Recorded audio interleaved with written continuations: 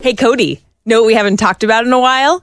Quantum physics. Oh, boy. Did you know there's a quantum theory that says that time can flow backward?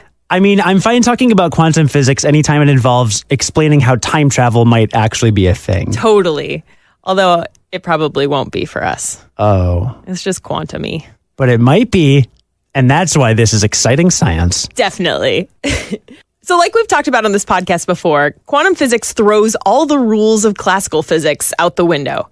And if a handful of physicists are right, quantum particles can affect the past just as easily as they affect the future. It's a theory known as quantum retrocausality. So one of the weirdest things about quantum physics is a principle called superposition. It says that a particle exists in multiple states at once until it's measured. That's why classical physics deals in solid numbers and quantum mechanics deals in fuzzy probabilities. But scientists don't know exactly why that is. On one hand, is it that we just don't have the right precision to understand the true states of individual particles so they look fuzzy?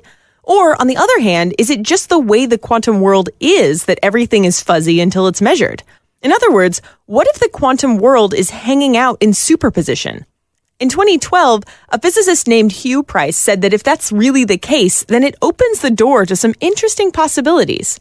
See, in theory, all physical processes can run forward and backward. That's true in quantum physics and in classical physics. It's just that the second law of thermodynamics kind of puts a kibosh on the classical side of things. According to Price, if the quantum world really does allow multiple states and time can flow backward, then measuring the state of the particle today could technically affect its state in the past. This idea is a big one because it could solve the problem of quantum entanglement. The idea behind that is that the state of two particles can affect each other even if they're an infinite distance away from each other. But that would mean that information would be transmitted faster than the speed of light, which, as far as we know, is impossible. Think about this, though. If the current state of a particle could affect its state in the past, then maybe quantum entanglement isn't a problem of action over a long physical distance. Maybe, instead, it's a problem of action over time. That is, if time can run backward, a particle can take the action of being measured back in time to when it was linked with its partner.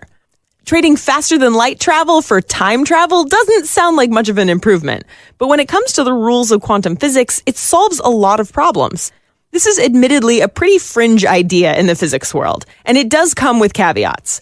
But it's a pretty great example of thinking outside the box. And, time travel. Great Scott!